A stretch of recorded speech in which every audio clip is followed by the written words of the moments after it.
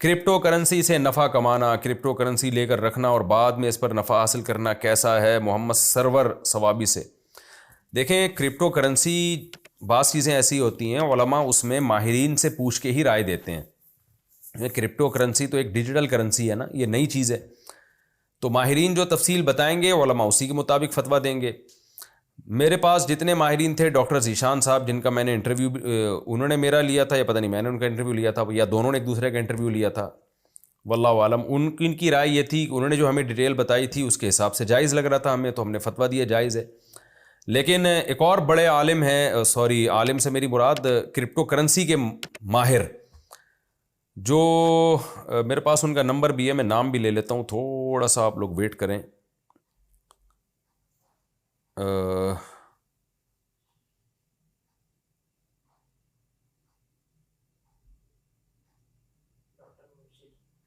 Doctor مبشر، doctor مبشر صاحب ہوتے ہیں، یہ ہیں یورپ میں، شاید اٹلی میں تھے، جرمنی میں، مجھے ابھی یاد نہیں، میری ان سے بہت ڈیٹیل سے بات ہوئی تھی۔ ڈاکٹر مبشر حسین رحمانی، ان سے کافی ڈیٹیل میں میری بات ہوئی ہے۔ ان کو، یہ خود ڈاکٹر ہیں، کرپٹو کرنسی کے بہت ماہر ہیں، ان کا کہنا یہ تھا کہ یہ جائز نہیں ہے، یعنی جو ان کی رائے تھی نا، ظاہر ہے جائز ناجائز کا فیصلہ تو مفتیان کرام ہی کریں گے، لیکن جو یہ ڈیٹیل بتا رہے تھے اس کے حساب سے کرپٹو کرنسی کا جواز نہیں بنتا۔ تو اب چونکہ ماہرین ہی کی رائے میں اختلاف ہے، تو اس لیے میں نے اپنے پرانے فتوے سے رجوع کیا۔ ان سے جب میری بات چیت ہوئی، ان کے پوری ڈیٹیل ہے، فیس بک پہ بھی آپ کو مل جائے گی، اور ہو سکا تو ہم اس کا لنک بھی شیئر کر دیں گے۔ تو اس لیے میں نے پھر اس میں توقف کر لیا ہے، بھائی جو میں نے جواز کا فتویٰ دیا تھا میں اس سے رجوع کرتا ہوں، میں ناجائز نہیں کہہ رہا، کیونکہ ایسا نہ ہو کہ کل پھر کوئی ڈاکٹر صاحب کہیں کہ یہ اس کی ڈیٹیل ہی بدل دیں۔ مفتی کے سامنے جو دو تفصیل آئے گی، مفتی اس تفصیل کے مطابق جواب دے گا نا۔ اب ایک ڈاکٹر الگ تفصیل بتا رہے ہیں، دوسرے ڈاکٹر الگ ڈیٹیل بتا رہے ہیں، تو پھر مفتی بیچارہ کنفیوز ہو رہا ہے۔ تو اس میں مفتی صاحب کا قصور نہیں ہے، یہ قصور یہ اس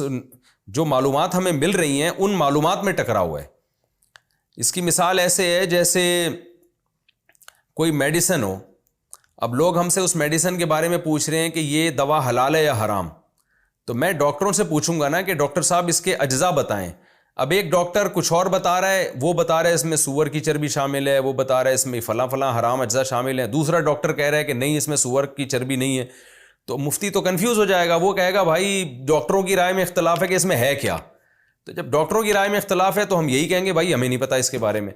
تو اس لیے ماہرین علماء بھی اس بارے میں زیادہ تر نے توقف کیا ہوا ہے، کیونکہ خود جو ماہرین ہیں، جو کرپٹو کرنسی کے ماہرین ہیں، انہی کی رائے میں اختلاف ہو رہا ہے۔ تو اس لیے جب سے ڈاکٹر مبشر رحمانی صاحب سے میرا رابطہ ہوا ہے، وہ اس فیلڈ کے ماہر ہیں،